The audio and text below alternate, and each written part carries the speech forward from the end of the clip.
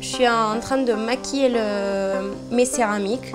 C'est l'étape finale, ça va permettre de se rapprocher le plus possible de la couleur naturelle de la dent en apportant des petits effets. Il ne s'apprend pas ce métier, en fait il se vole. Voilà. Il faut que le maître d'apprentissage se fasse voler sa technique. Maintenant c'est plus qu'un patron, c'est une partie de ma famille.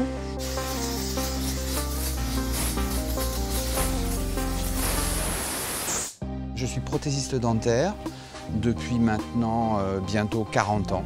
Pas bientôt d'ailleurs, ça fait 40 ans.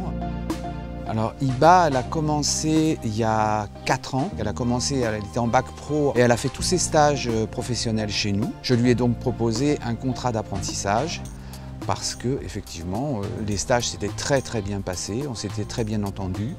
Et professionnellement, ça cadrait parfaitement.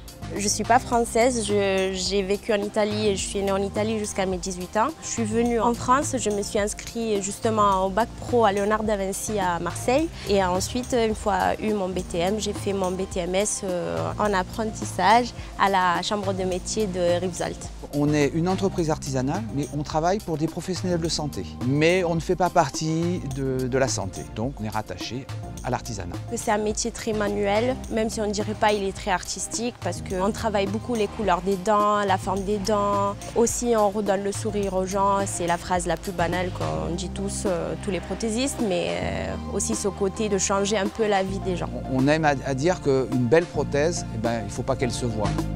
Regardez, là elle m'a dit de reprendre le point de contact. Ouais. Mais là il est hyper fort, je lui laisse comme ça. Si vous passez le papier, il s'arrache. Mais c'est la deuxième fois qu'il me le fait reprendre. Moi, c'est super. C'est bon? Ouais, c'est parfait. Ça peut être un travail solitaire. Moi, j'aime bien que ce soit un travail d'équipe. C'est-à-dire que nous, on essaye d'interagir entre nous pour pouvoir que la vie du laboratoire, elle concerne tout le monde. Un fait une étape, l'autre fait une autre, ou alors on est un petit peu à la bourre, et on cède, et comme ça, ça va beaucoup mieux. Il faut, de la patience, de la résistance au stress, parce que c'est un métier qui est très stressant, de la minutie.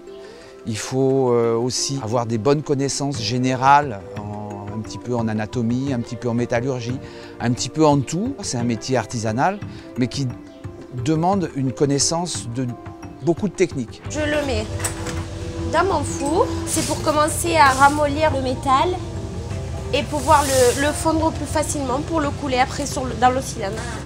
Oui, on commence avec lui. Voilà, hop.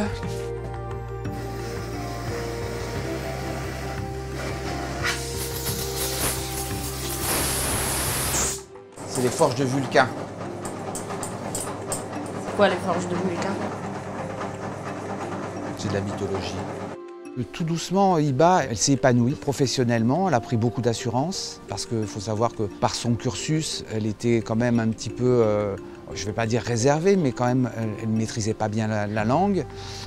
Là maintenant, elle la maîtrise bien et tout doucement, elle est en train d'avoir une maturité professionnelle qui nous fait plaisir à voir et qui nous remplit de fierté. Il ne s'apprend pas ce métier, en fait, il se vole. Voilà. Il faut que le maître d'apprentissage se fasse voler sa technique. C'est une grosse voleuse. Est-ce que peut-être elle ne vous a pas montré son travail de maîtrise. Elle a fait un très beau travail. Maintenant, on est associés. Donc, il est obligé de me faire des compliments. Voilà, c'est dans le contrat.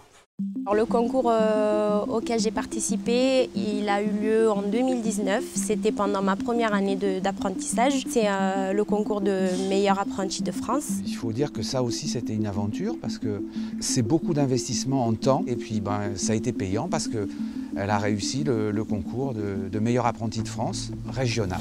La récompense que j'ai eue, c'était pas attendu déjà. Je l'ai fait pour m'améliorer, pour apprendre des nouvelles choses, des nouvelles techniques. Évidemment que c'est une fierté pour moi d'avoir des apprentis qui d'abord font le concours et puis qui aboutissent à avoir le titre. Effectivement, c'est une grande fierté.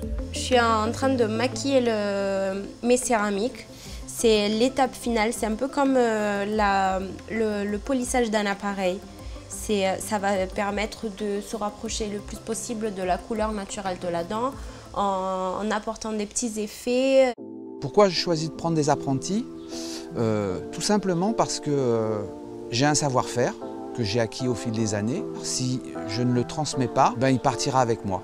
En fait, si je suis en apprentissage aujourd'hui chez lui, c'est que à la base, pendant mes stages, ça s'est très bien passé. On s'est entendu direct. Maintenant, c'est plus qu'un patron, c'est une partie de ma famille.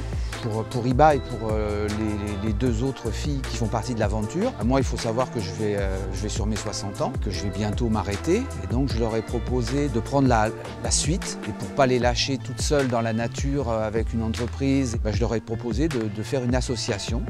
Et puis tout doucement de m'effacer. Pour moi, le fait de s'associer avec mes deux collègues de travail et Émile, c'est l'aboutissement de cette aventure qui a duré 4 ans, dans laquelle j'ai beaucoup travaillé, j'ai donné beaucoup d'énergie, j'ai mis de côté un peu de vie personnelle et ça serait une récompense.